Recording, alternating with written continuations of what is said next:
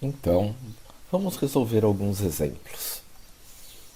No primeiro exemplo, retirado do livro do Bill Johnson, uma força vertical de 450 newtons é aplicada na extremidade de uma alavanca, a alavanca está desenhada aqui na lateral, no ponto A, que está ligada a um eixo em O, conforme a figura. Determinar o momento da força de 450 newtons em relação ao ponto O, a força horizontal aplicada no ponto A, que gera o mesmo momento em relação ao ponto O, a força mínima aplicada no ponto A, que gera o mesmo momento em relação ao ponto O, a que distância do eixo deve atuar uma força vertical de 1080 newtons para gerar o mesmo momento em relação ao ponto O, e se alguma dessas forças obtidas nas partes B, C e D é equivalente à força original. Então, item A.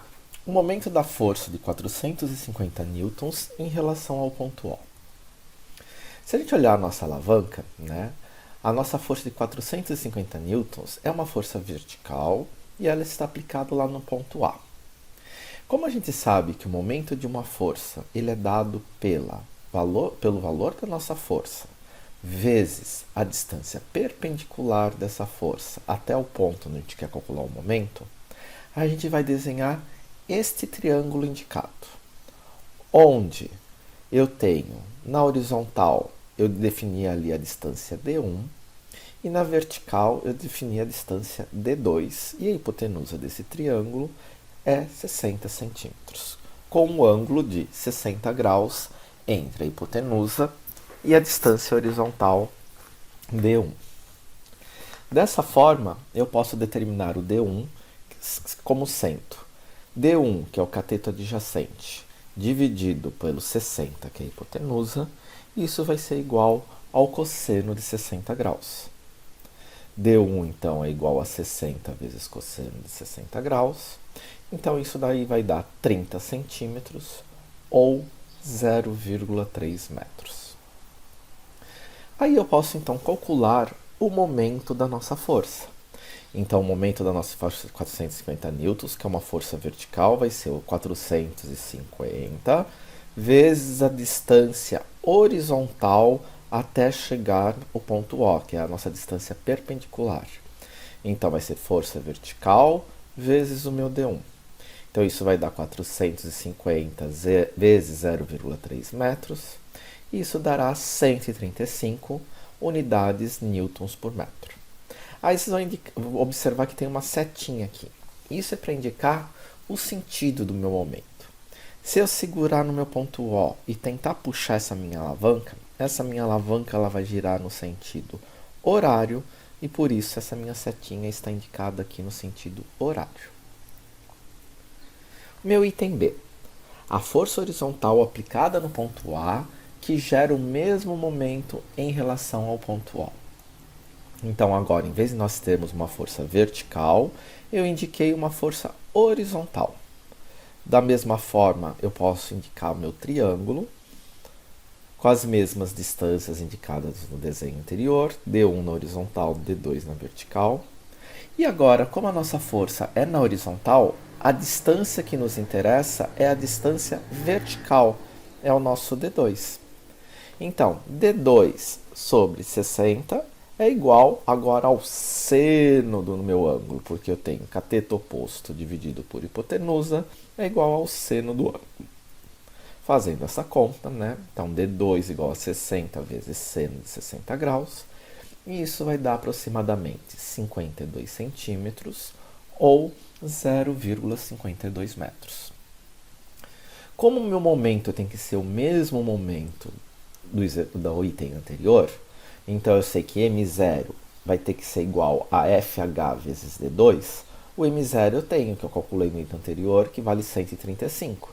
Então eu posso achar qual que vai ser a minha força FH. Então FH é o M0 dividido pelo meu D2, que é a minha distância vertical, então 135 dividido por 0,52 newtons, e isso vai dar 259,6 newtons. Percebam que eu indiquei essa força horizontal, ela sendo com sentido para a direita. Por que isso? Porque lembrem, aquele momento que a gente determinou, ele vai girar essa nossa alavanca no sentido horário. Então, a força apontando para a direita também vai fazer esse mesmo sentido de giro. Se eu indicasse ela no sentido contrário, para a esquerda, eu teria um giro anti-horário, então não seria um momento equivalente.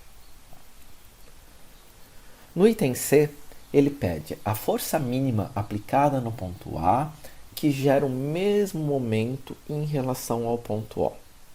O que nós temos aqui? Ó?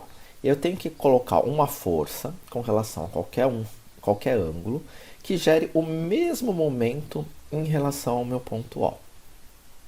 Como a fórmula do meu momento ela é dada por força vezes distância, se eu quero força mínima, eu tenho que ter a distância máxima.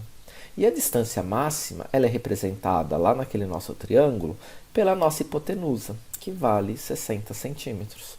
Por quê? Porque a força perpendicular ao eixo, né, onde está aplicado, eu estou querendo calcular o momento, ele vai gerar o meu momento, vai gerar um valor de força mínima, porque eu estarei utilizando a minha distância máxima.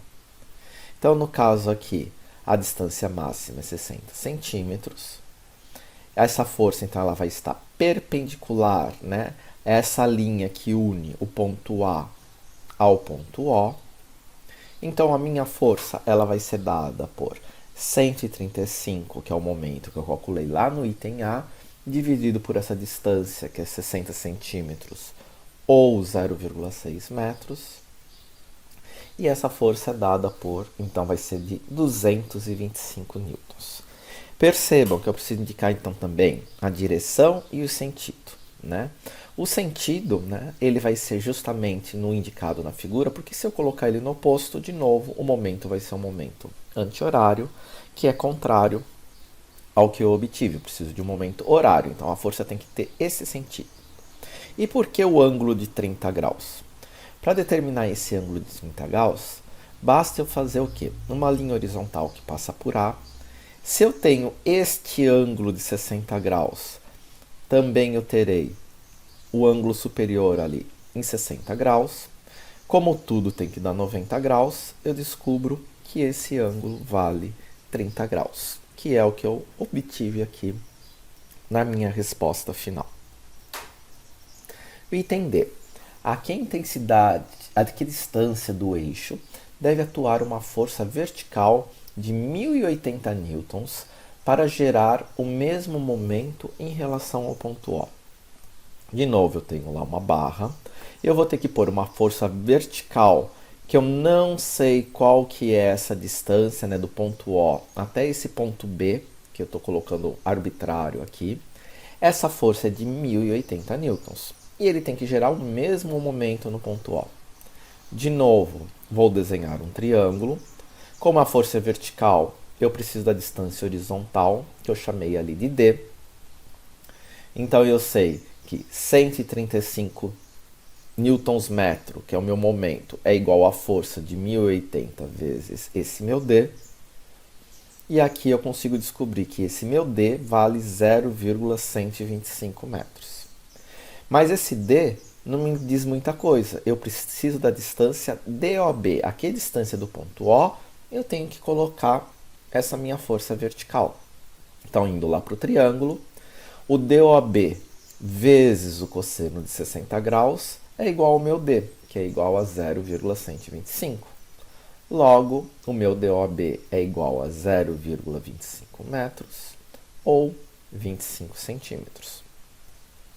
E por último, no item E, ele pergunta se alguma das forças obtidas nas partes B, C e D é equivalente à força original. E a resposta é: nenhuma das forças consideradas nas partes B, C e D é equivalente à força de 450 newtons. São forças diferentes, com direções diferentes e sentidos diferentes, né? Embora todas, né, gerem o mesmo momento em relação ao ponto O, tais forças têm diferentes componentes, né, como foi dito anteriormente, tanto no eixo X como no eixo Y. Então elas não são forças equivalentes, elas simplesmente foram posicionadas ao longo da minha estrutura de forma a gerarem o mesmo momento.